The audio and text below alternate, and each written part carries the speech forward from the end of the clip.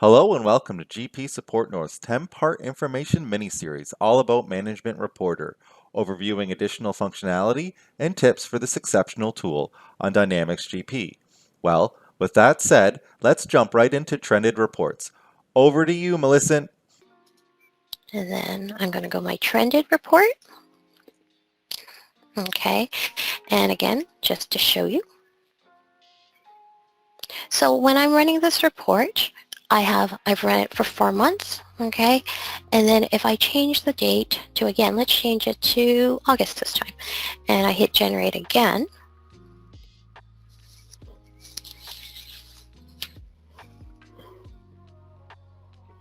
Okay. Notice now it's adding more months to my results on the reports here. Okay, and how did I do that? Quickly, if we go into our column format, again, I hard-coded each of the periods here, okay, and then I put in a print control. If the period is less than equal to base, I'm going to print it.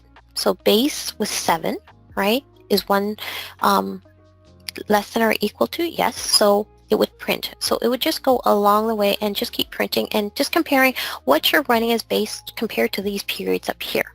And that's all there is to this report. And then, of course, you can put a year-to-date column. You can put a calculation if you wanted, and then you're done here. Okay?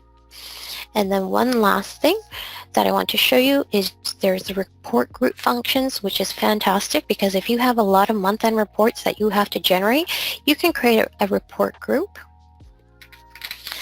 And I'm going to say, I'm going to add, say, this report, and I can add this report.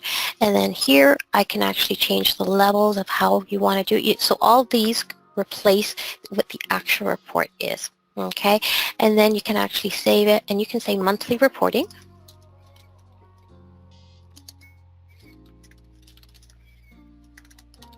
Okay.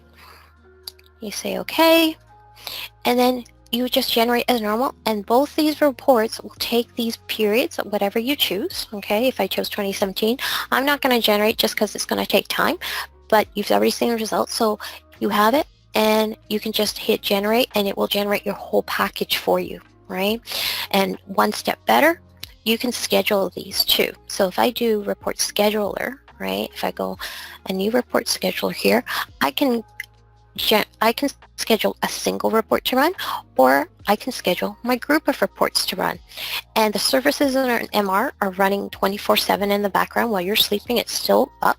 So you can say how many times I want to generate daily, starting from this time to this time, very similar to your out of office, okay? I want to do it weekly. What days of the week do I want to do it? How many times do I run it and everything? When to end it by? Like I said, very similar. And then you just save it.